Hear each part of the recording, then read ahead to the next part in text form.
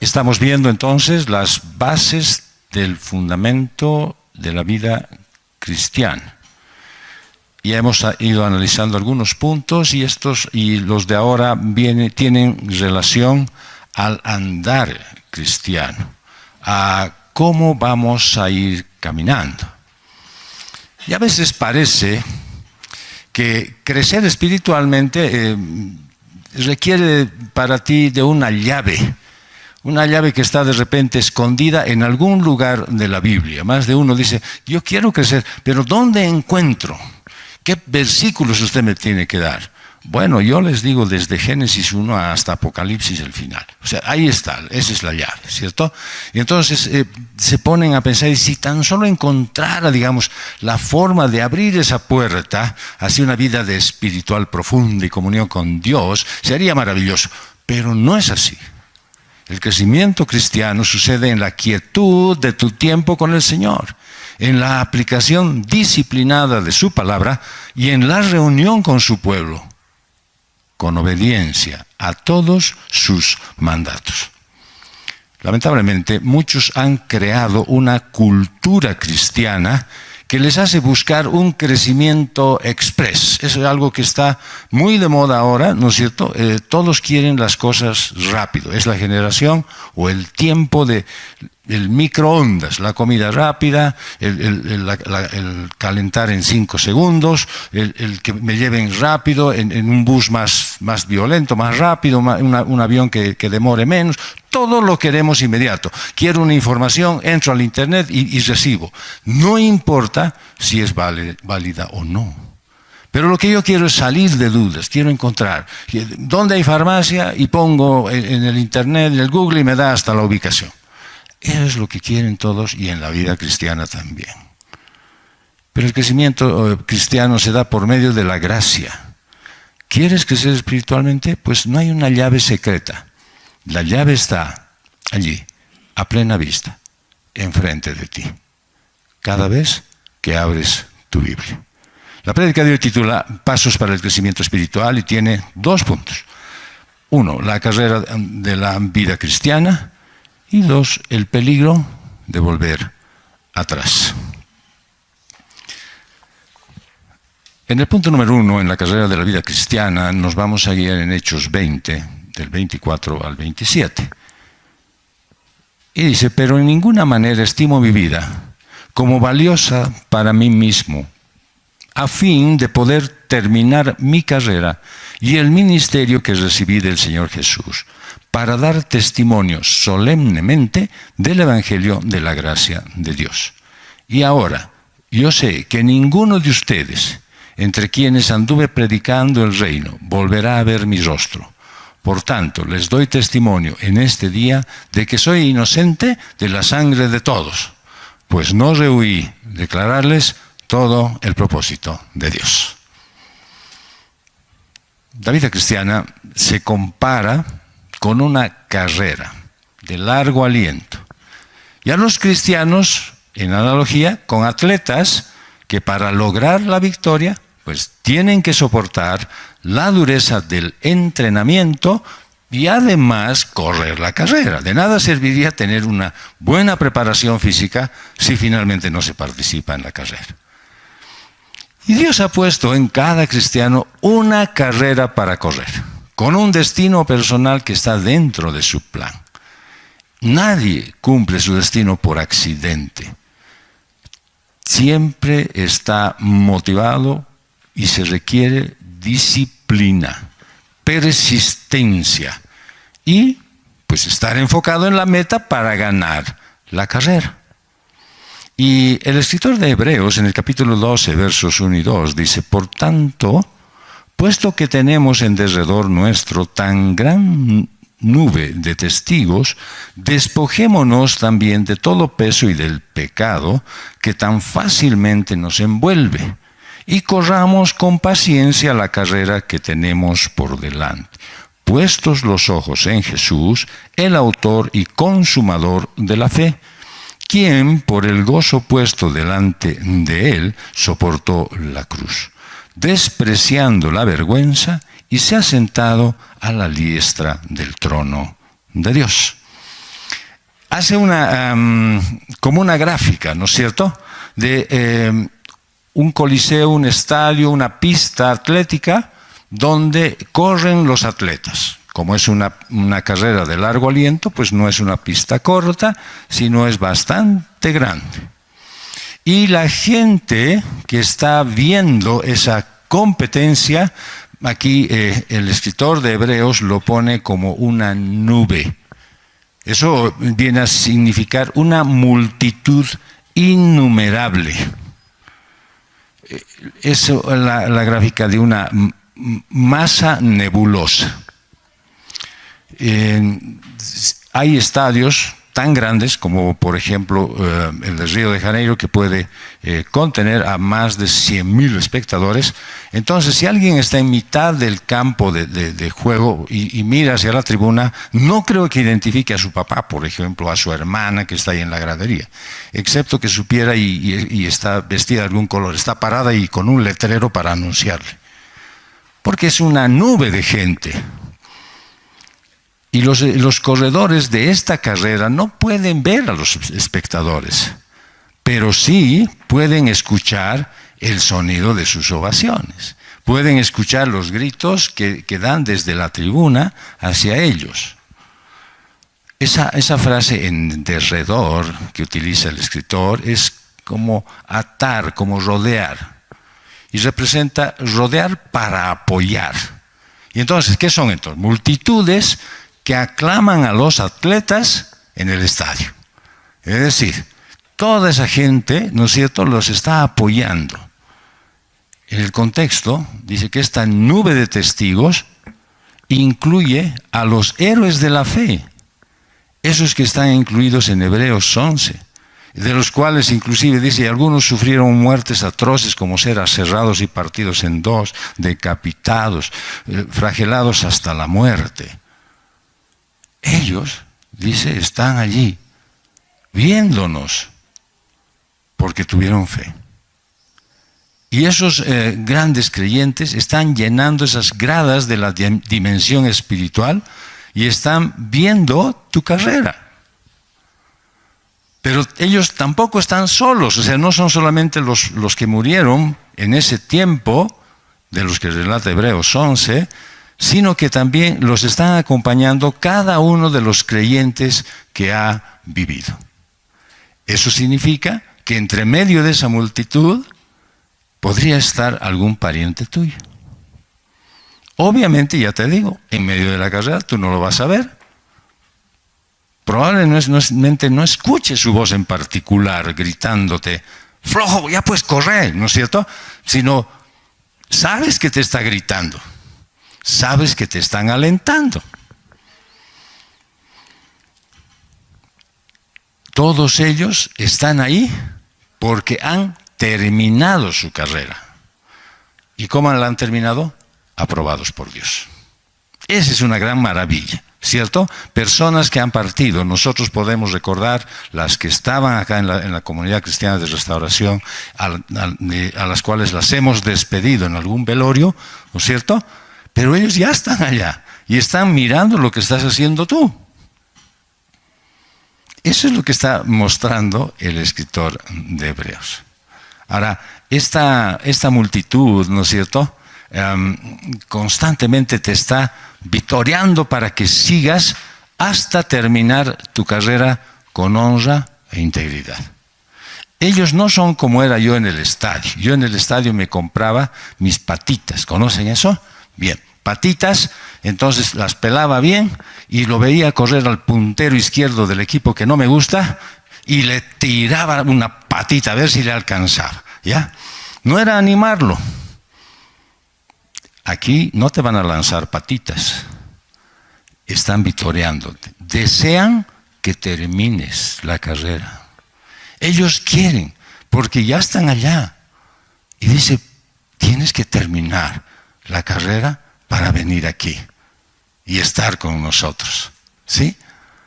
Y esas voces de ánimo, pues te llegan como un eco a través de las Escrituras y también de los testimonios de sus vidas y de las vidas que ves reflejadas en la Biblia. al estudiar la palabra y la historia de la iglesia, pues ves algunos personajes con los cuales te identificas de una manera muy especial. El otro día tuvimos una interesante reunión, el viernes precisamente con las familias, e hicimos el análisis de un pasaje de Primera de Samuel, donde refleja a la vida de un hombre, Nabal, y su mujer. Y no queríamos estudiar, digamos, exegéticamente, sino hicimos una adecuación de ver características del hombre y características de la mujer. ¿Ya? Entonces, a través de esos dos personajes de la Biblia, pudimos ver el reflejo de lo que es mi vida como varón y de lo que es la vida de las mujeres de la iglesia. Y es interesante que se encuentran preciosas analogías que nos llaman la atención sobre lo que debemos hacer y lo que no tendríamos que estar haciendo. Debes tener en cuenta que esa gente que te está apoyando ha enfrentado dificultades, tribulaciones, tentaciones, todo similar a lo que te pasa a ti. Eran creyentes que tenían debilidades exactamente como tú. Entonces hay suficiente razón para creer que ellos también se identifican contigo y que se interesan especialmente por ti. Al momento de su muerte ellos, cuando vieron el rostro de Jesús, ese momento confirmaron qué es lo más importante y realmente qué no es. Y es como si te estuvieran gritando desde las gradas: vamos, deja de eso, ya no te entretengas ahí, corre. Y pudieron ver allí cuán carentes de valor son todas esas trivialidades que te distraen en la carrera. Saben que lo único que importa en el tiempo y en la eternidad es que Jesucristo sea glorificado. Y entonces el apóstol Pedro nos dice en su carta, en la primera, en el capítulo 4, verso 11, el que habla, que hable conforme a las palabras de Dios. ¿Cuántas charlas te las has perdido? ¿Cuántas reuniones inútiles tienes en las que no mencionas a Jesucristo? Tú dices, pero estamos hablando de negocio, ¿cómo vamos a hablar de Jesucristo? Claro, si tú eres un agente secreto del Evangelio, probablemente te va a ser difícil identificarte. Pero si tú hablas en una reunión y dicen, caramba, esto está difícil porque los bloqueos, si bien es cierto, se han levantado, mañana los van a volver a rearmar, y vos dices, yo no creo que deberíamos fatigarnos por eso, porque en mi caso, yo confío en Dios. Tú les dijiste. El que sirve dice que lo haga por la fortaleza que Dios da, para que en todo Dios sea glorificado. ¿No han visto ustedes cómo muchos servidores dentro de la iglesia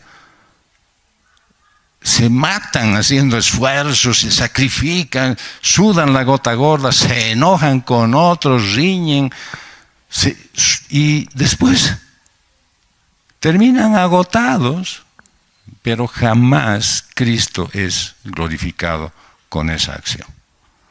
Y después aparecen y dicen, caray, tanto trabajo me ha costado organizar esta reunión para que inclusive falle. Cálmate, esto debería glorificar a Dios, aun cuando no haya salido como tú querías. Y dice el apóstol Pedro, debemos glorificar a Dios, a quien pertenecen la gloria y el dominio por los siglos de los siglos. Amén. Es decir, en cualquier cosa que tú hagas, lo primero que debería estar en tu mente y en tu corazón es expresar lo que Dios dice. Y segundo, en toda cosa que hagas, aún en los pensamientos, deberías honrar para que el Señor sea glorificado en lo que tú hagas.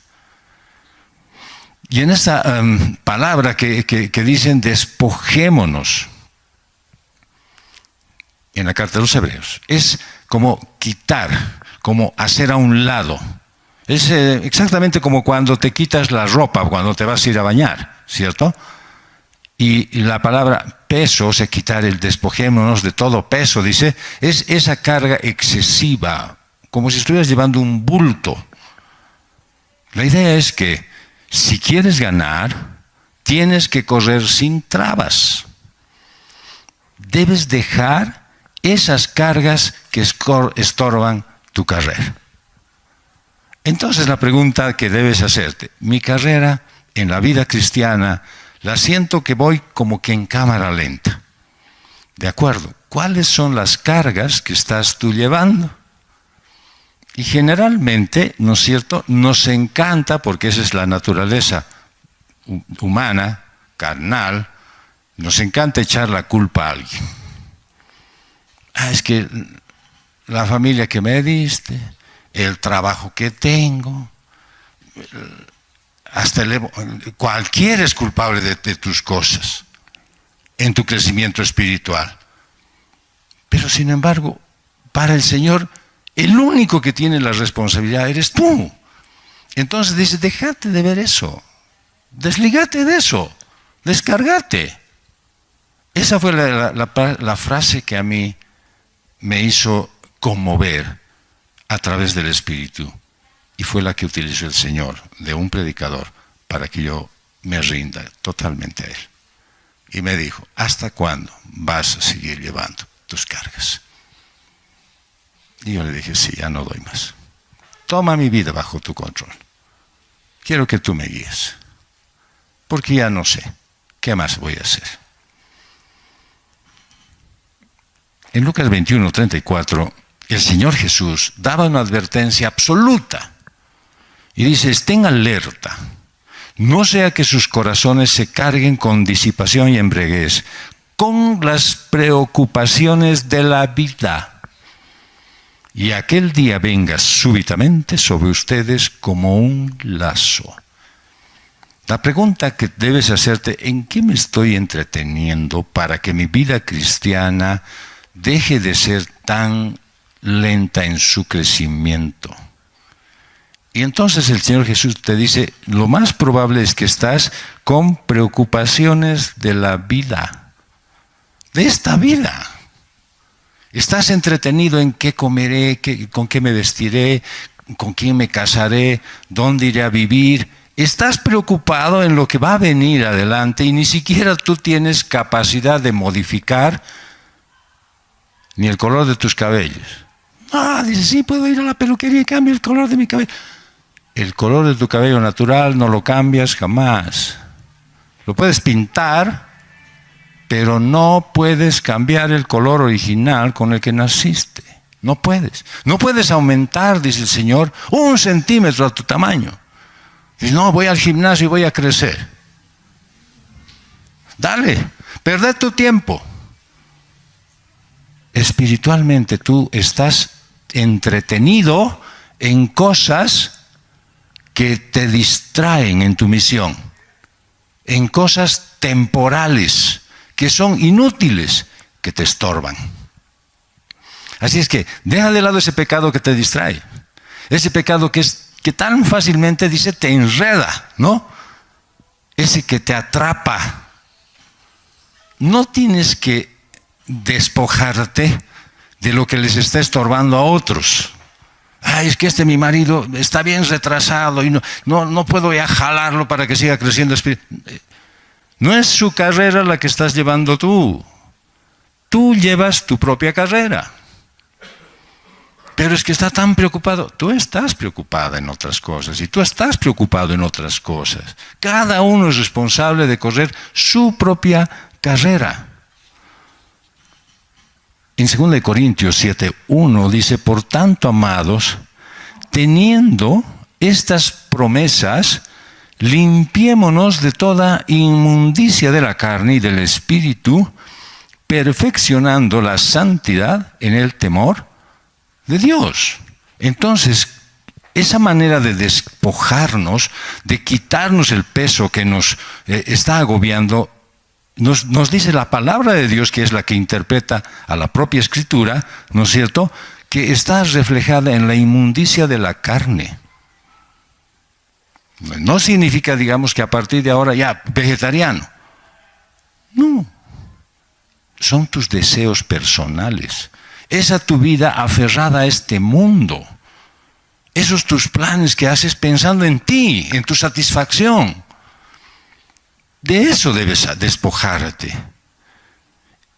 En la carne. Y del espíritu, pues las cosas inmundas que tienes también en las cosas espirituales. A veces estás metido en una religión en lugar de estar en una adoración a Dios. Y estás más preocupado de las cosas religiosas, de qué vas a hacer, que esto tengo que no hago esto, que por qué dice. Y estás tan enredado con ello que obviamente no sabes cómo seguir avanzando. Más bien, te dice el escritor a la carta de los Corintios, Pablo, que debes perfeccionar la santidad en el temor de Dios.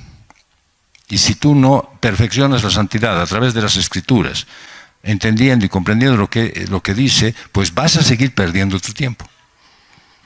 En medio de esa carrera, y ustedes han sido testigos de muchos videos testimoniales que dan, que de repente alguien está corriendo, ya obviamente los primeros ya han entrado hace media hora, ¿no es cierto? Yo sigo corriendo, pero estoy llegando a la meta y de pronto alguien se cae, se tropieza y está ahí botado en el piso, y se acercan, lo levantan y entran juntos los dos rengueando, pero entran. Bueno, digamos que puedes tú animar a otros a seguir adelante, puedes alentarles, pero si te detienes a criticar o a juzgar o a dar tu opinión acerca de, pero no estás corriendo bien, mira lo que haces, yo creo que tu vida de pecado es muy deplorable. Si empiezas tú a juzgar a las otras personas, pues no vas a terminar tu carrera. Dios no te va a pedir cuentas de cómo están o de cómo han corrido los otros. Pero sí te va a pedir cuentas de cómo has corrido tú. Tu responsabilidad es descubrir esas cosas que te frenan, que te enredan. En la iglesia hay muchos que dicen, vamos a remar. Y bien, hasta ahí hay un tamborero que da el ritmo para el remo. Y entonces no falta uno que pone su remo en sentido oblicuo y nos hace dar vueltas a todos. Entonces todos avanzamos, pero nadie se da cuenta que uno está ahí con su remo frenando y no deja avanzar y todos dan vueltas. En tu vida cristiana, si haces eso, más de uno me dijo, pastor, estoy como remando en un mar de dulce de leche. Porque claro, está cargado tu bote, ¿no es cierto?, de muchas cosas. Bota todo eso. ¿Por qué sigues guardando? Bueno, hoy día vayan a mediodía a su casa y toda la tarde abran sus roperos y saquen las cosas innecesarias. Mi hija, que está en Renabá, que me dice, ay caray, parece que nos vamos a tener que mover de aquí, qué macana, ¿no es cierto? Y de pronto se ponen las cosas de otra forma, tal vez se van a quedar, no se sabe aún. Dice, pero ya nos hemos propuesto empezar a votar. Y claro, ya han amontonado un montón de cosas inútiles. No están ni 2 años, ya tienen un cuarto entero de cosas inútiles. ¿Cuántos años vives tú en el lugar donde estás? ¿Y cuánto tiempo sigues trasladando de un lado al otro todas esas cosas que sigues llevando? ¿Sí? No, un día voy a usar, pero esa es una media de niño. Voy a usar algún día, me va a hacer falta. Vamos, por favor, desháganse de las cosas, ¿no es cierto?, que son inútiles para ustedes. Y en las cosas espirituales hay muchas cosas que tienen que quitárselas. Perdonen, comprendan, acepten y dejen fluir. Ya no sigan agarrando en amargura las cosas. Ya no sigan con el retrovisor mirando el pasado y queriendo manejar. Dejen todo eso. Entréguenselo al Señor. Y Él los va a limpiar de eso. Y no van a tener necesidad de volver otra vez a mirar. Es que es tu responsabilidad. Descubrir todo lo que te frena, desecharlo, porque eso es lo que te impide terminar tu carrera. Dice en Efesios 4, 22 al 23, en cuanto a la anterior manera de vivir, ustedes ya han sido regenerados. Eso quiero avisarles, por si acaso algunos no se han enterado, ¿ya? El día que el Señor los llamó a ustedes y ha transformado su vida y a partir de ese momento ustedes se declaran que son cristianos o cristianas, ¿no es cierto?, han dejado una manera de vivir. Y entonces el apóstol Pablo en la carta a los Efesios les dice, en cuanto a la anterior manera de vivir, esa que tenían antes, ¿ya? Ustedes despójense del viejo hombre, que se corrompe según los deseos engañosos. Así es que todas las veces que siguen conservando esas sus mañas, sus manías, esas cosas antiguas, lo que les deja todavía en condición deplorable de la carne, sepan que esa se sigue corrompiendo. Es como si se estuviera pudriendo. Y ustedes siguen cargados. Hagan de cuenta que se han puesto un abrigo digamos, de piel de oveja, pero que no ha sido curtido ni tratado. Así es que en algún rato va a empezar a heder, ¿cierto? Porque se va a empezar a podrir. Eso está pasando. Si ustedes siguen agarrados de su viejo hombre, ¿no es cierto?, entonces van a seguir cargando algo que se está corrompiendo. Pablo les dice, sean más bien renovados en el espíritu ¿de qué? De su mente. No es en un espíritu de, ay sí, me va a caer el espíritu a mí, llegará el espíritu de tal o de cual. O sea, es que yo tengo el espíritu de Jezabel, están diciendo, yo tengo el espíritu de Daniel. No, no tienes ningún espíritu, ni siquiera tienes al Espíritu Santo. Tienes que tu mente limpiarle. ¿Cómo dice que es la manera en que puedes limpiar tu mente? Con la palabra de Dios. Entonces, cada vez que tú estás ocioso, ¿no es cierto?, ese momento en el que has decidido no hacer nada, empiezas a pensar o dejas de pensar. Hay algunos que se bloquean así. Yo sé que hay algunos que bloquean cuando hay que hacer. Se paralizan cuando tienen que hacer. Pero cuando están ociosos, su mente vuela, pero ya están en todo. Esa mente debería estar ocupada en lo que Dios quiere de ti. Podría estar leyendo constantemente, entendiendo qué dice la palabra de Dios acerca de cómo te habla a ti en forma personal. La única manera de dejar esos pecados estorbo es por medio de la confesión y el crecimiento espiritual. Entonces, en algún momento de lucidez, ¡pum!, el Señor te hace dar cuenta del pecado que habías estado guardando. ¿Sí? Y de pronto dice, ay, no, nada, está bien, que siga nomás guardado. Igual que guardas un montón de cosas cuando te trasladas y dices que algún día te van a servir.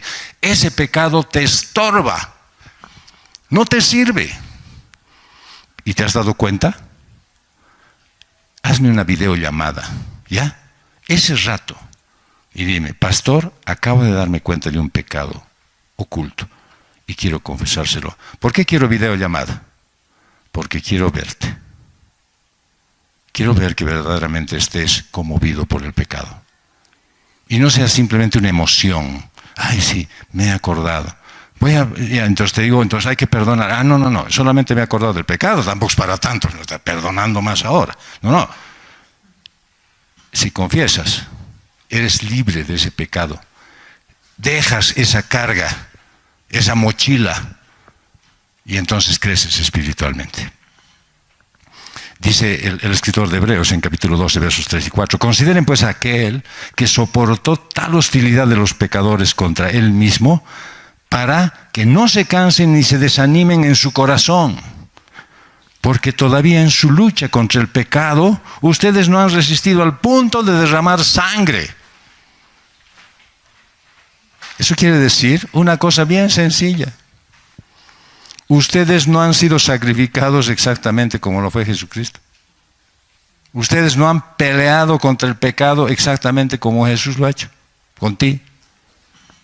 Ustedes ni siquiera están poniendo el esfuerzo suficiente para poder tener una vida en santidad.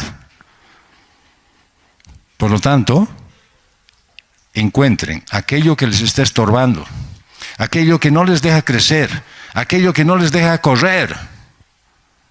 Y por favor, no le echen la culpa a los demás.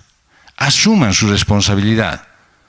No dejen que las cosas sucedan como en el Edén. Han ocultado su pecado y se pusieron hojas de higuera. No pues, no ocultas con eso. Y después sales y dices, sí, ¿qué ha pasado? ¿Dónde estabas? Le dice, ahí estaba perdido. ¿Y? Nada, que la mujer que me has dado, la serpiente que has puesto, tan bonito este lugar, o sea, todo tiene la culpa.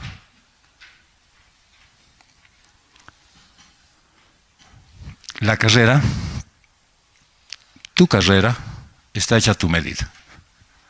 A nadie se le va a pedir correr más de lo que puede dar. Pero tú no puedes elegir tu carrera. Ya, yo voy a correr mi carrera de santidad, ¿no es cierto?, de esta manera. De lunes a viernes es mi vida. Tranqui con eso. Sábado, digamos que voy a ir un poco a algunas actividades de la iglesia, porque hay algunas, y el domingo voy a estar en el culto. A partir del culto, otra vez retorno a mi vida normal, ¿no es cierto? Y, ya, esa es tu carrera. Pues esa no sirve. Esa no es la manera. No te vas a inscribir, ¿no es cierto?, en una carrera de autos y vas a decir, bueno, vengo con mi moto y voy a correr con mi moto. Sabrás manejar moto, pero esta es carrera de autos. Esta es carrera de largo aliento. Es una carrera de la vida espiritual. Por lo tanto, tú no vas a poner las normas del mundo para correr la carrera espiritual.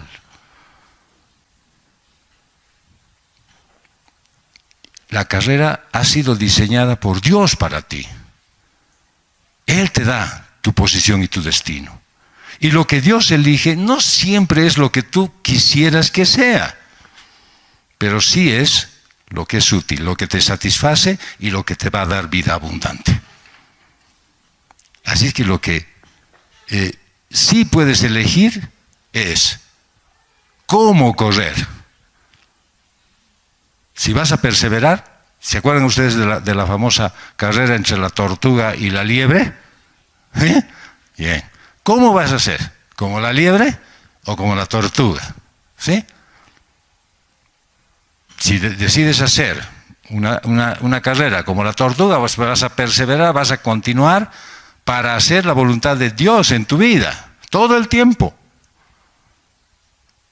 Si eres como la liebre, pues vas a correr un tramo, te vas a poder echar a descansar, comer, te relajas, le miras pasar a la tortuga, vuelves, le alcanzas, te burlas, regresas otra vez. Esta es una carrera de resistencia, donde que el corredor que se distrae pierde su enfoque y se queda sin motivación. La primera etapa es la salvación. En una carrera de esta naturaleza, la primera etapa es la salvación. Es un acto de fe, un encuentro personal con Jesús. Y entonces naces en la familia de Dios en un periquete. El Señor obra de esa manera. ¿Sí? Puede ser que durante mucho tiempo el Señor te ha ido preparando tu corazón, hasta que alguien viene y te habla y te conmueve, y el Señor te toma bajo su control. Y eso sucede en un cachito. Y entonces naces en la familia de Dios. Y lo dice el apóstol Pablo en la segunda carta a los Corintios, capítulo 5, el 21. Al que no conoció pecado, lo hizo pecado por nosotros, para que fuéramos hechos justicia de Dios en él. Es decir, no es algo que tú puedes lograrlo por tu cuenta. Esa primera etapa, la salvación, el Señor te la da. Pero te ha ido preparando personas que están trabajando contigo, que te han estado hablando. Ojalá tú fueras una de esas personas que ha estado hablando a otros, que está hablando a otros para que puedan entregar su vida al Señor. La última etapa de la carrera, el final, es la muerte. O de repente, no digo que en nuestro caso sea así, pero ojalá que fuera, ¿no es cierto?, el arrebatamiento. Y fue interesante el otro día escucharlo a un predicador y dijo, hermanos, ustedes saben que el dólar está fluctuando, ¿cierto? O sea, está cambiando de valor y demás, y nuestra moneda se está depreciando. Sí, dicen todos. Y entonces, ¿en qué vamos a guardar? En dólares, gritan todos, ¿no es cierto? Muy bien. Quiero decirles que cuando venga el arrebatamiento, esos dólares se van a quedar. Y no saben ustedes quién va a contar. Así es que no desperdicien ni el tiempo ni la oportunidad de hacer lo que Dios quiere. ¿Sí? Y el arrebatamiento va a ser, ¡tic! O sea, Miche, ya, listo. Nada, mi cartera, nada, no hay cartera, nada, fuera. Nada, celular, fuera, nada vas a poder llevar. Todo se va a quedar. ¿Y quién va a entrar? El vecino odioso que no te gusta y vos, la casa vacía. Y va a estar dueño de tu casa.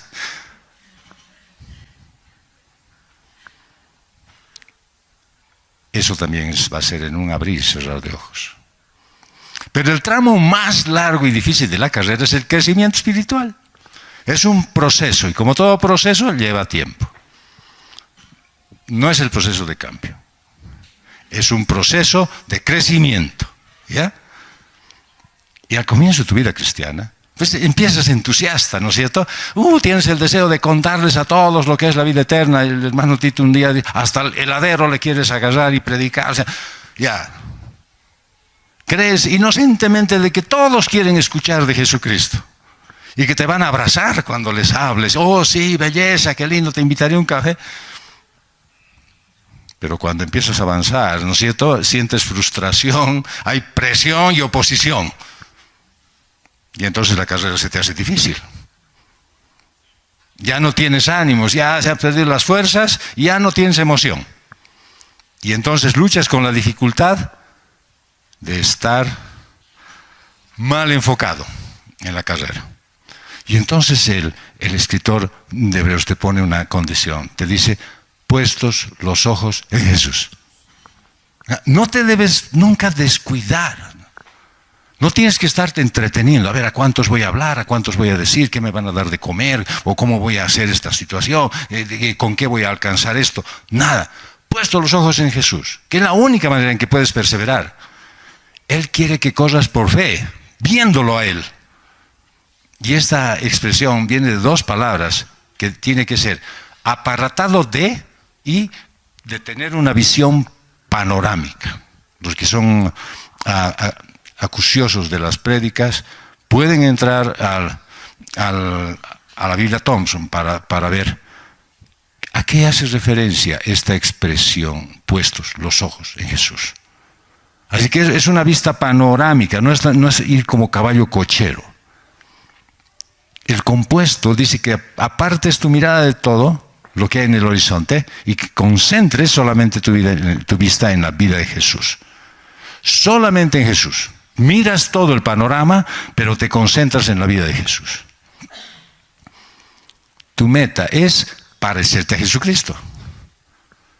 Y solamente lo logras fijando tu mirada en Él, recordando su valentía, su preparación, su disciplina, su vida, su compromiso. Desde su nacimiento, Jesucristo tenía fijada su mirada en su plan, la cruz. Él estuvo siempre enfocado. Él sabía que iba a llegar al sacrificio en la cruz. Jamás se ha distraído. Trataban de repente, vamos, haremos eso. Un rato. Tengo una misión yo para hacer. Y no iban a decir, vámonos a Disney World. No, tengo una tarea. Él veía con gozo el futuro. Tenía los ojos puestos en la celebración, en el banquete de la victoria. Y ha vencido todos los obstáculos y ha soportado la oposición. Él es, lo que dice la carta de los Hebreos, el autor y consumador. Fue el primero en correr la carrera. Y ahora tienes una gran ventaja. Él te acompaña en tu carrera. Mira lo que dice Hebreos 13.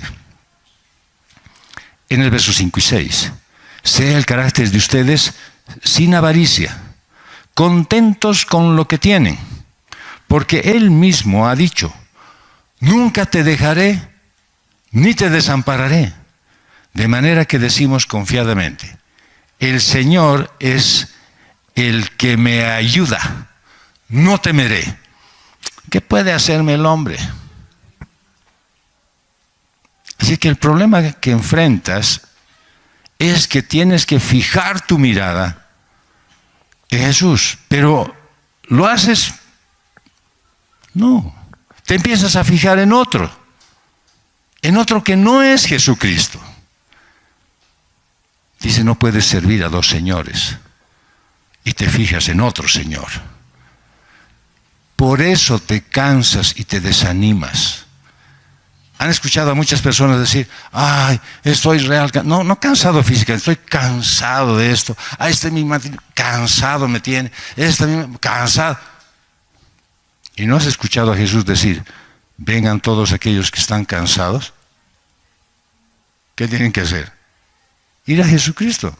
¿Te has cansado? Ve a Jesucristo. Todos alguna vez nos sentimos cansados y desalentados. Eso no es pecado. El pecado es quedarse en esa condición y renunciar. Cuando llegas al punto en que te sientes que ya no puedes seguir, tienes que tomar el ejemplo de Jesucristo y dar un paso más. En 1 Corintios 9, del 24 al 27 dice, ¿no saben que los que corren en el estadio, todos en verdad corren, pero solo uno obtiene el premio? Corran de tal manera que ganen. Y todo el que compite en los juegos se abstiene de todo. Esa palabra ganen no significa que llegues primero, porque en esta carrera ya muchos te han ganado y han llegado antes. Es que llegues a la meta, eso es ganar. Los que corren compiten y se abstienen de todo. Ellos lo hacen para recibir una corona corruptible, pero nosotros una incorruptible. Por tanto, yo de esta manera corro, no como sin tener meta, sino que golpeo mi cuerpo y lo hago mi esclavo. No sea que habiendo predicado a otros, yo mismo sea descalificado. Pablo está alzando su voz para decirte a través de la Escritura, corre. Corre de tal manera que ganes, que llegues a la meta. Él, en la primera carta a los Corintios, en el capítulo 9, verso 19, dice, porque aún soy libre de todos me he hecho esclavo para ganar al mayor número posible. Él tenía ese su objetivo. Él se gozaba en sus cadenas porque sabía que por medio de su servicio, él presentaba a otros a Cristo y corría la carrera. Tal vez dices, este trabajo del que estoy, pucha, qué complicado que es, con tanta gente hay que lidiar. Pablo te diría, yo quisiera tener tu trabajo, porque a toditos esos les predicaría el Evangelio. A cada uno de ellos, así como hacían ronda los romanos para venir y cambiar de turno, y a toditos les he predicado, lo mismo haría con tus compañeros de trabajo. ¿A cuántos les hablas tú? ¿Cuántos en tu familia, si en este momento el Señor nos llevara, cuántos se van a quedar?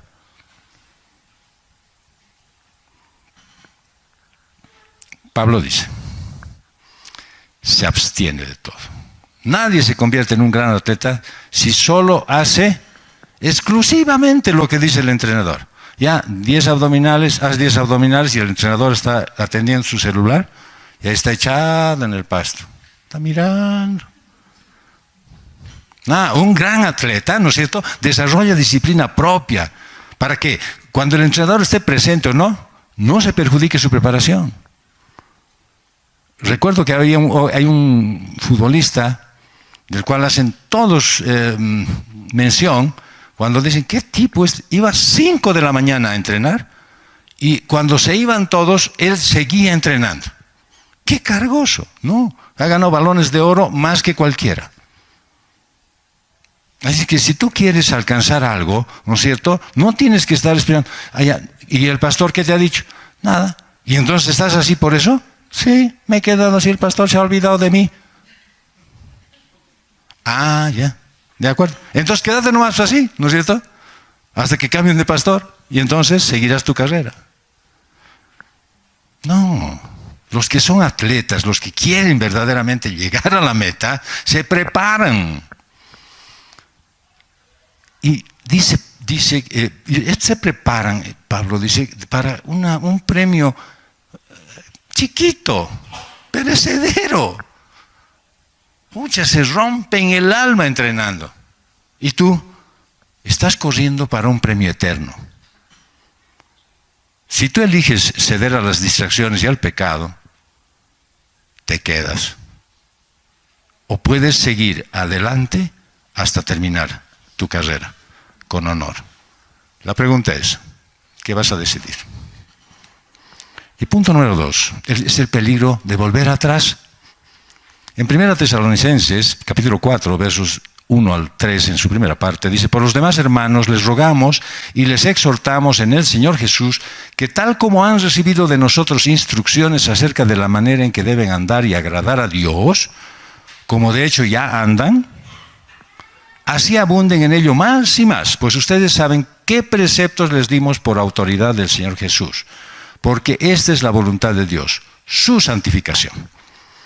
Pues en la vida cristiana eres espiritual, controlado por el Espíritu Santo, y corres hacia la meta que Dios ha puesto delante de ti. O te comportas como un carnal, lo que algunos dicen, yo soy un cristiano carnal. Es como si dijeran, yo soy un cochabambino potosino. No hay, es que nací en la frontera. No. Cuando estás controlado por tu carne, entonces estás obrando como un carnal. Y entonces corres en la dirección contraria a la meta. Por eso cuando te arrepientes, tienes que dar un giro de conversión para empezar a correr otra vez en la carrera. Digamos que llegaras a pecar, digamos, ¿ya? No digo que siempre lo haces, no estoy acusándote. Pero digamos que pecaras, ¿ya? Bueno, puedes volver al buen camino arrepintiéndote, confesando y recibiendo la disciplina del Señor. Pero cuando te demoras en confesar tu pecado, pues te es más difícil dejar las acciones y los enredos atractivos de los hombres carnales. Si tu carnalidad, esa partecita que no estás queriendo dejar, que ya está medio podrida, pero la sigues cargando, no se detiene con la confesión, es decir, cuando reconoces que has pecado, si es que yo soy así, cuando me hacen enojar, ¡ting!, la piña. Soy Mike Tyson en el fondo, ¿no es cierto? Entonces rompo nomás las reglas. ¿De acuerdo? Y eso ya no te está pasando. No, a veces siempre me pasa. Claro, solo cuando me hacen enojar. ¿Ya te has confesado? Sí. Pero sigues igual. Bueno, es que es mi Mike Tyson interior. Eso te va a llevar a un estado más peligroso y destructivo. ¿Sabes qué es? Volver atrás. Hay una hermosa melodía que se canta cuando se bautizan. Nosotros lo hemos hecho cuando han habido bautizos, ¿cierto? Y es bien pegajosita y dice: he decidido seguir a Cristo. No vuelvo atrás, no vuelvo atrás. A eso hace referencia este pasaje. No se trata de perder o no perder la salvación, sino de acomodarse a una condición ajena a la vida cristiana, cubierta por la religiosidad. En Efesios 4, versos 17 al 19 dice: esto digo pues y afirmo juntamente con el Señor, que ustedes ya no anden como andan también los gentiles, en la vanidad de su mente. Ellos tienen entenebrecido su entendimiento, están excluidos de la vida de Dios por causa de su ignorancia que hay, por causa de la ignorancia que hay en ellos, por la dureza de su corazón.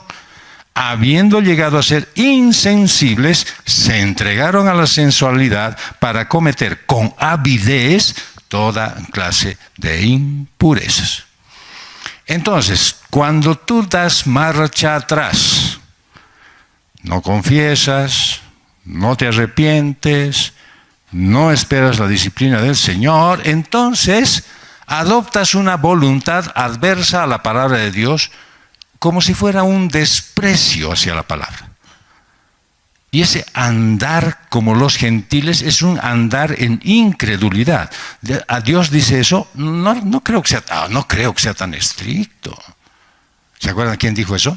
Con que así les ha dicho con que así les ha dicho Dios. No es tan grave, ¿no? Sí, no es nada grave. Entonces es posible que un cristiano llegue a vivir como inconverso. Entonces, cuando eres amargo, celoso, cuando caes en el error de tenerte lástima o de sentir temor, cuando no crees que Dios es el que gobierna todo, pues niegas la palabra de Dios y cedes a estas actitudes. Prefieres ser llevado por la naturaleza pecaminosa y no por el Espíritu Santo. Y entonces te sales de la senda del crecimiento y regresas a las costumbres, dice Pablo, de tu ser natural no regenerado. ¿Y qué te pasa con eso? Tienes un vacío en el alma. Ay, siento un no sé, no estoy conforme con nada. No tengo nada que me satisfaga. Voy, leo y no me... hablan y me aburre. Lo escucha el mismo predicador, ya me he dormido. Pasa de la hora, ya me he borrado. Pablo advierte que hay vanidad de la mente. Y usa una palabra, matayotes. Eso es inutilidad. Se refiere a que algo está vacío, falto de la verdad. Entonces, cuando niegas la palabra, generas un vacío en tu alma. Pero tu alma no ha sido creada para estar vacía. Y entonces tienes que llenarla con algo. ¿Y con qué la llenas? Con mentiras. Ese momento te conviertes en una aspiradora. ¿Han visto cómo trabaja la aspiradora? Escoge, ¿no? O sea, dice, no, solamente voy a escoger lo limpiecito. Todo se lo aspiro. Toda la suciedad. Igualito tú aspiras toda la suciedad que te rodea. Crees falsas doctrinas, vives racionalizando todo. Escuchas un predicador, le crees, a estos le crees también, les crees a los dos y te haces una confusión. Entonces vas a los comentarios y te confundes peor y dices, no, esta es la verdad. En lugar de vivir de acuerdo con la fe. Y cuando más tiempo estás aspirando y sin comunión con Dios, te es más fácil apartarte de la palabra, descuidar el estudio de la Biblia. Y entonces Pablo dice, teniendo el entendimiento entenebrecido. ¿Qué pasa con eso? ¡Pum! Se te apaga la luz de tu alma. Tu alma ha sido creada para andar por la palabra. Y entonces cuando se te apaga la luz del alma, dejas de crecer. Tu manera de pensar, de entender, se llena de sombras y se te va confundiendo la doctrina que has aprendido. Y quedas excluido de la vida de Dios. Ese es un andar bien natural. Bling, bling, bling. Sigues cayendo y no sabes cuándo vas a parar. Y cambias la verdad de Dios por las mentiras del hombre. Y entonces vives como un pagano. Cambias la luz de la palabra por la oscuridad del mundo. Te encuentras desconectado del poder de Dios. Vamos, ya ha empezado la corcova del... ¿Qué es? ¿No? Las precarnavaleras, ¿no? No, pero eso es peligroso. No, son precarnavaleras. Haces ejercicio, conoces nuevas personas, haces amistades, por ahí te pueden ayudar en tu trabajo. Vamos, sí, buena idea. Vamos, entonces, no voy a entrar al carnaval, pero voy a entrar a toda la preparatoria del carnaval. Está bien. No voy a comprar mi traje de caporal. No hay problema. El asunto es que entres. Estás excluido de la vida de Dios. Y entonces, ¿qué empieza a pasar contigo? Se empiezan a aumentar las cicatrices de tu alma. Pones tu corazón contra Dios y claro, le das mayor énfasis a ese proceso de tener más heridas en tu alma. Todo te molesta, todo te enoja, todo te ofende y todo te amarga. Porque estás apartado de la vida de Dios. Dejas de sentir y te tornas insensible y apático. Dice, has desechado todo sentimiento. Te has encallecido, pero por ti mismo. Nadie lo ha hecho. ¿Cómo te has encallecido? Pues por tus malas elecciones. Pierdes la sensibilidad al Espíritu Santo. Y tienes un hambre en el alma que no puede ser satisfecha. Y empieza la búsqueda, dice, frenética de la felicidad. Y haces exactamente como los gentiles. Se entregaron, dice, a la sensualidad. ¿Sabes qué es esa misma expresión donde se usa? Cuando describe a la traición de Judas. Este sintió un gran placer en hacer lo que estaba haciendo. Es entregarse al poder o al uso de alguien. Es voluntariamente ser dependiente. Y cuando llegas ahí, ya te has traicionado a ti mismo, te has vendido al pecado. Y entonces ávidamente buscas satisfacer tu alma hambrienta. Y te vuelves al mundo para recibir satisfacción, en lugar de volver a Cristo. Y tu búsqueda de la felicidad es más degradante porque se va aumentando el hambre en tu alma. Y vendes tu alma para satisfacer tu cuerpo. ¿Conocen esa expresión? De que hay alguien que compra tu alma para darte las cosas que quieres. Es un relato antiguo de un hombre que no quería envejecer y dice, quiero tener la juventud eterna, y se aparece en un espejo y no se aparece un hombre con cola y de cuernos. Dice, ¿qué quieres? Si quiero ser joven, ahí te va, pero quiero tu alma. Va, te la entrego. ¿Saben ustedes cómo termina esa historia de Dorian Gray? Tu cuerpo nunca va a estar satisfecho. Así que tu búsqueda va a ser cada vez más y más frenética. Vas a llegar a ser implacable contigo mismo. Y Pablo dice que la práctica de las impurezas son de toda clase. Y entonces eres insaciable. A este punto ya nada te puede hacer feliz. Ningún poder, ninguna riqueza, ni amistades, ni placer físico te va a satisfacer. Ya no aprecias las cosas en la justa perspectiva. Y entonces puedes escucharlo al profeta Jeremías. En el capítulo 2, verso 13. Porque dos males ha hecho mi pueblo, dice el Señor.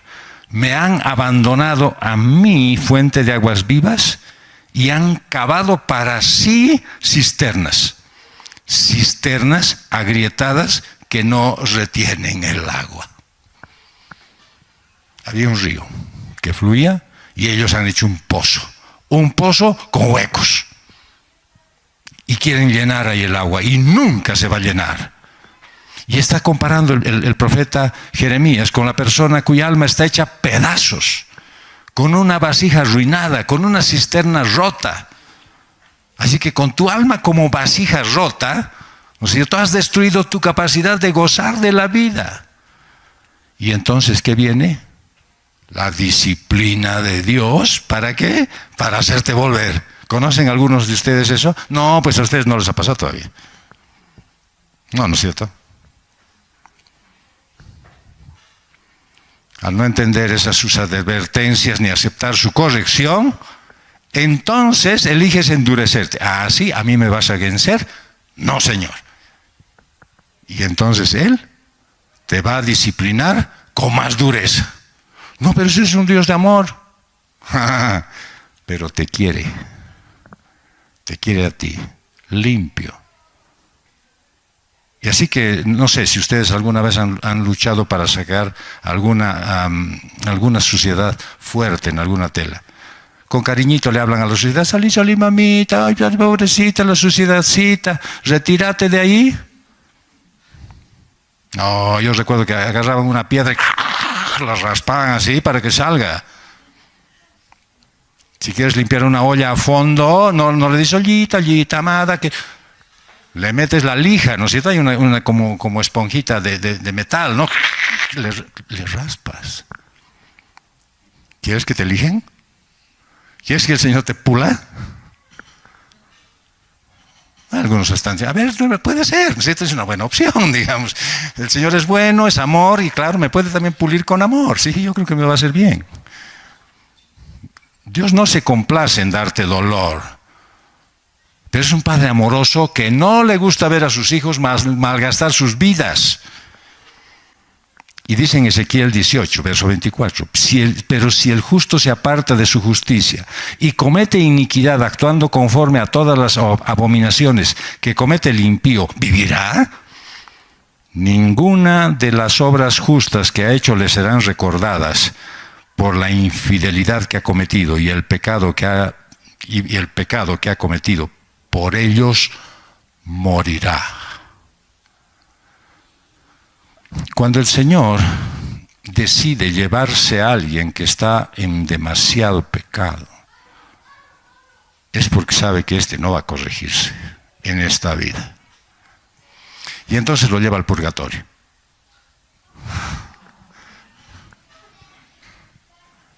En el camino lo ha limpiado la sangre de Jesús y llega puro. Pero ya no en esta vida. Ya no en esta vida. Lean ustedes al profeta Isaías. Decir a muchos hijos de él. Se los lleva para evitarle más males en esta tierra. Así es que el Señor va a seguir disciplinándote hasta que vuelvas a Él. O hasta que llegues al punto cuando ya es imposible restaurarte. Y entonces te da tu ticket. Vámonos. En esa situación, Dios te va a llevar al hogar celestial. En lo que la Biblia llama pecado de muerte. En 1 Juan 5:16 dice, si alguien ve a su hermano cometiendo un pecado que no lleva a la muerte, pedirá por él. Dios dará vida a los que cometen pecado que no llevan a la muerte. Hay un pecado que lleva a la muerte. Yo no digo que se deba pedir por ese. Morir el pecado de muerte es la más miserable y vergonzosa forma de terminar la carrera cristiana. En 2 de Pedro 2:20 al 22 dice, porque si después de haber escapado de las contaminaciones del mundo, por el conocimiento de nuestro Señor y Salvador Jesucristo, de nuevo son enredados en ellas y vencidos, su condición postrera viene a ser peor que la primera. Pues hubiera sido mejor para ellos no haber conocido el camino de la justicia, que habiéndolo conocido apartarse del santo mandamiento que les fue dado. Les ha sucedido a ellos según el proverbio verdadero. El perro vuelve a su propio vómito y la puerca lavada vuelve a revolcarse en el cieno. En 2 Samuel, del 15 al 17, relata la historia de un hombre que murió el pecado de muerte. Él se llama Ahitofel. Era un amigo muy querido del rey David, un creyente maduro, a punto de ser un héroe espiritual. Pero esa su vuelta atrás fue muy sutil. Este Ahitofel se dio a las tentaciones de la arrogancia, el sentido de la perfección y el querer juzgar a otros. Él conocía las Escrituras, tenía entendimiento y la sabiduría que solo pueden venir de la aplicación de la palabra de Dios. Y dice en 2 Samuel 16:23, el consejo que Ahitofel daba en aquellos días era como si uno consultara la palabra de Dios. Así era considerado todo consejo de Ahitofel, tanto por David como por Absalón. Así que no era un hombre del vulgo, era un hombre que conocía la palabra de Dios y daba consejo según la palabra de Dios. Era como una enciclopedia de la palabra. Y su consejo era seguido por David, pero también por su hijo Absalón. Y este se une en una conspiración con Absalón. ¿Y cómo era Absalón? Era un hombre apuesto como muchos, con puntos fuertes, con carisma, pero estaba contra su padre David. Y en 2 Samuel 15:12 dice, Absalón envió a Aitofel, el gilonita, consejero de David desde Gilo, su ciudad, cuando ofrecía los sacrificios. Y la conspiración se hacía fuerte porque constantemente aumentaba la gente que seguía a Absalón. Pero Aitofel no estaba dando muestras de volverse atrás. Sin embargo, cuando decidió hacerlo, lo hizo contra alguien que Dios llamó un varón conforme a mi corazón. Y dice Hechos 13:22, cuando lo quitó, les levantó por rey a David, el cual Dios también testificó y dijo, he hallado a David, hijo de Isaí, un hombre conforme a mi corazón, que hará toda mi voluntad. Y si comparas 2 Samuel 23:34 con 2 Samuel 11:3, ves cómo nace este malestar de Aitofel. Su hijo era Eliam, que tenía una hija que se llamaba Betsabé. Entonces era el abuelo de Betsabé. ¿Se acuerdan de Betsabé? Una jovencita que acostumbraba a bañarse para que la viera el rey David. Así que la culpa tiene ella. El rey David sedujo a su nieta y su nieta quedó embarazada. Y entonces lo hizo matar a su esposo, al esposo de ella, Urías, un guerrero valiente, que era el nieto político de Aitofel. Esa vuelta atrás de Aitofel fue muy sutil. Se amargó por el pecado de David, lo tomó en un sentido personal, lo juzgó injusto y lo condenó. Y cuando veía que aparentemente David se salía con la suya, trató de hacer las veces de Dios. Quiso vengarse de David. ¿No les recuerda a alguien que cuando está frente al espejo se está peinándose ahí adelante? Ah, sí. Eso me ha hecho a mí. Ahora va a ver. Ahorita lo voy a llamar. Le voy a mandar su mensaje de WhatsApp. Audio le voy a mandar mejor. David era un pecador y tenía lascivia. Aitofel era un pecador humanista. La diferencia es que David conocía la gracia. Había vuelto atrás él, pero aceptó la corrección de Dios y fue restaurado por su confesión. Pasaron 10 años entre el pecado de David y el levantamiento de Absalón. Y todo ese tiempo, Aitofel estuvo alimentando su resentimiento. ¿Cuánto tiempo tú estás pensando mal de alguien? Cuidado, cuidado. El espíritu de Aitofel está rondando. El ejemplo de Aitofel lo tienes que tomar en cuenta. Él guardó resentimiento durante 10 años. Y cuando David se entera que Absalón se ha ganado el corazón de la gente, se va de Jerusalén. Dice en 2 Samuel 15, del 30 al 34, David subía a la cuesta del monte Los Olivos y mientras iba lloraba con la cabeza cubierta y los pies descalzos. Entonces todo el pueblo que iba con él cubrió cada uno su cabeza e iban llorando también mientras subían. Alguien dio aviso a David, Aitofel está entre los conspiradores con Absalón. Y David dijo, ¡ay, Señor, te ruego, haz necio el consejo de Aitofel! Sucedió que mientras David se acercaba a la cumbre donde adoraba a Dios, Husai el arquita salió a ese encuentro con su manto desgarrado y polvo sobre la cabeza. Y David le dijo, si pasas conmigo, entonces me serás una carga. Pero si regresas a la ciudad y dices a Absalón, seré su siervo, oh rey, como en el pasado he sido siervo de su padre y ahora seré su siervo, entonces hará nulo el consejo de Aitofel en favor mío. Ahí está David temblando de miedo. ¿Por qué? Porque sabe que Aitofel era un hombre que tenía buen consejo. Al subir al monte de los Olivos, le dicen, Aitofel se ha unido a los conspiradores. ¿Saben?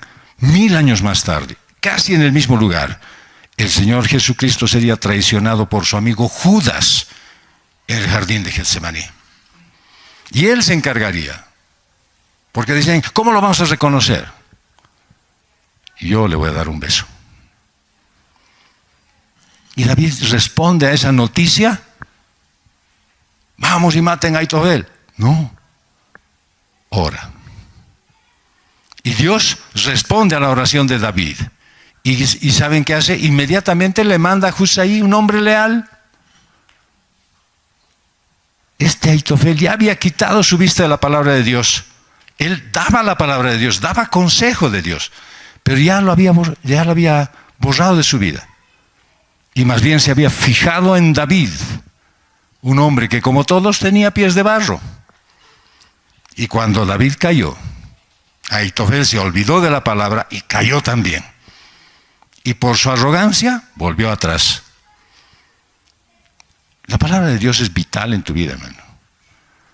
Si las personas la aceptan o la rechazan, pues deja que Dios se ocupe de ellas. Pero tú no vuelvas atrás.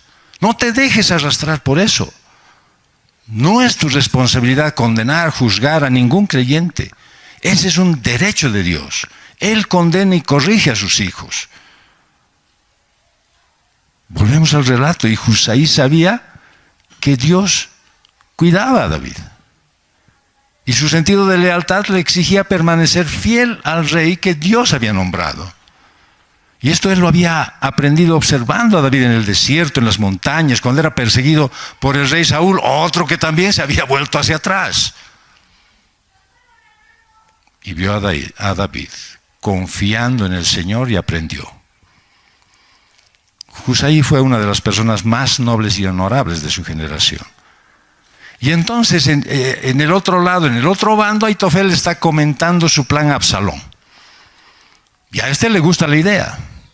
Pero, como solamente Dios puede hacer las cosas, dice, quiero saber qué piensa Husai. Y en 2 Samuel 17, del 1 al 2, dice, Aitofel dijo también a Absalón, le ruego que me deje escoger 12,000 hombres, y esta noche me levantaré y perseguiré a David. Caeré sobre él cuando esté cansado y fatigado. Le infundiré terror y huirá todo el pueblo que está con él. Entonces heriré al rey solamente. Y cuando llega a Husai, le recuerda a Absalón lo feroces que son los hombres de David y él mismo, y las habilidades que tienen para la guerra, y le dice, no, esperar refuerzos. Aitofel había dado un buen consejo. Si les daban bola, hubiese logrado su objetivo. Él, a pesar de que había vuelto atrás, a pesar de que había dejado a Dios, todavía te podía dar buenos consejos. Pero claro, para maldad. Si es que Absalón seguía su consejo, pues David perdía. Pero Dios, al contestar la oración de David, que era un adúltero, asesino, mala pata, todo lo que digan, era un creyente restaurado. Y en 2 Samuel 17:14 dice, y Absalón y todos los hombres de Israel dijeron, el consejo de Husai el arquita es mejor que el consejo de Aitofel. ¿Cómo? Pues el Señor había ordenado que se frustrara el buen consejo de Aitofel para que el Señor trajera calamidad sobre Absalón. Entonces Husai les recuerda lo feroces que son estos hombres.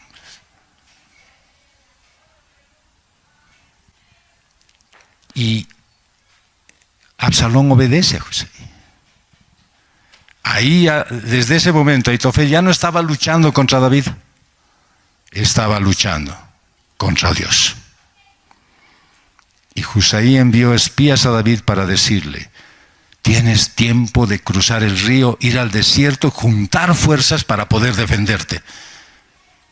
Y como Absalón no escuchó a Aitofel, David y su gente se agruparon y se salvaron por la gracia de Dios. Y en 2 Samuel 17:23 dice, viendo a Aitofel que no habían seguido su consejo, aparejó su asno, se levantó y fue a su casa, a su ciudad, puso en orden su casa y se ahorcó. Así murió y fue sepultado en la tumba de su padre. En el instante en que su consejo fue rechazado, Ahitofel supo que David iba a triunfar. Conocía a Dios. Él había hablado de Dios y sabía que era Dios quien estaba ayudando a David. Él iba a tener que enfrentarlo al rey y no le gustaba esa idea. No pudo manejar las consecuencias de su propia arrogancia. ¿Y cómo murió? Como Judas, 1000 años después, por su propia mano. No buscó la oportunidad de arrepentirse y de volver al Señor. ¿Se acuerdan el relato del hijo pródigo? Se va de su padre tirándole la puerta, llevándose su herencia, la despilfarra, después se consigue pega, el Señor mueve el terreno, le crea crisis, nada, dice me aferro, sigo trabajando aquí, no importa de lo que sea, voy a trabajar, pero estoy bien aquí, y de pronto le vuelve a mover el piso y hay más crisis y dice bueno, voy a criar a los chanchos, que era lo peor que podía hacer un judío. Y cuando está a punto de comer la comida del chancho dice, en la casa de mi padre puedo volver. Y puedo ser un esclavo cuando sea. Y ustedes saben el final. Es restaurado de nuevo, otra vez, le pone el anillo, las sandalias y lo vuelve a poner en autoridad en su casa. ¿Hay tiempo? Hay tiempo de volver de volver desde atrás otra vez. Y como Absalón, el hijo del rey, se encaprichó y no quiso perdonar el pecado de su padre, pues Dios determinó hacer venir mal sobre Absalón. La traición de Ahitofel no fue repentina. Esa vuelta atrás, no. Él había tomado la decisión de concentrarse en David, dejando que ese fracaso de David, el pecado de David, se convirtiera en una piedra de tropiezo de su vida. Él, y seguramente le había dicho, por tu culpa me estoy ahorcando en este momento. Esa vuelta atrás de David, por su lascivia, pudo haberlo llevado al pecado de muerte, pero aceptó la corrección y volvió a Dios. La vuelta atrás de Ahitofel, hacia la venganza, lo llevó a la muerte. Porque se negó a la disciplina que Dios da cuando alguien peca. Así es que este es un llamado a revisar tu vida. Tal vez estás atrapado en un pecado oculto y no puedes estar en comunión con Dios. Ten en cuenta que Él va a hacer todo lo necesario para traerte a su lado.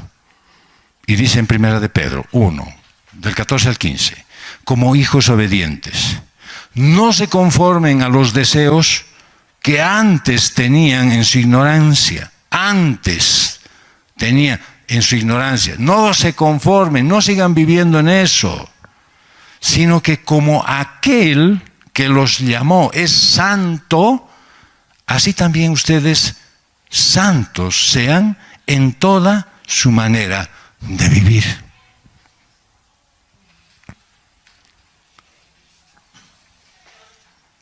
Vamos a concluir. Tal vez muchos se sienten que su avance espiritual está estancado y no ven que se acerca la meta esperada.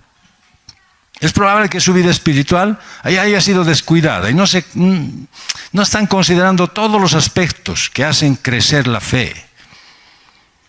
No digo que dejan de asistir a la iglesia, no digo que dejan de orar, sino que están metidos en una burbuja de religiosidad y han dejado la comunión con Dios. Han olvidado que la vida cristiana es una carrera de largo aliento, de aguante en todos los aspectos, principalmente el de la constancia. Es que cuando entras a la carrera de la fe, lo que se espera es que la concluyas, que llegues hasta el final felizmente consagrado. Pero siempre está ese pecado de volver hacia atrás, retroceder en la carrera, de perder el impulso por causa del pecado, de ser atraído nuevamente por el pecado y volver a revolcarte en el fango de la carnalidad. Esa carnalidad te está esperando con los brazos abiertos. Cuida de no dejarte convencer para volver atrás, de estar en peligro de ser tomado por el Señor y perder la oportunidad de seguir. puedes recordar esa melodía. He decidido seguir a Cristo. No vuelvo atrás. No vuelvo atrás. Cuida tu salvación, con temor y con temblor, porque el premio que te espera es una vida eterna de adoración a Dios. Señor, Dios Padre amado, gracias te damos. Gracias porque tú nos recuerdas que a pesar de nuestra condición, todavía nos estás dando una oportunidad más de no quedarnos en esa condición, de no estancar nuestra carrera, de no correr el peligro de volvernos hacia atrás. Padre, nunca nos dejes. No permitas que tengamos que ser disciplinados absolutamente por ti, sino llévanos a una vida en santidad. Trátanos como a hijos, Señor. Sabemos que vamos a subir disciplina porque tú nos corriges, pero no dejes que eso nos encapriche más, Señor, porque queremos honrarte a ti. Nos has recordado hoy, Señor, a través del relato de la vida de David y las personas que estuvieron a su alrededor, que es posible vivir arrepintiéndose, pero dejando el pecado, dejando esa vida pecaminosa y no volver otra vez a repetirlo.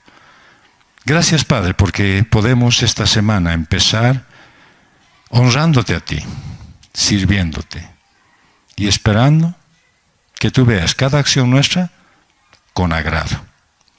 Y te damos gracias por eso, Señor. En el nombre de Jesús. Amén.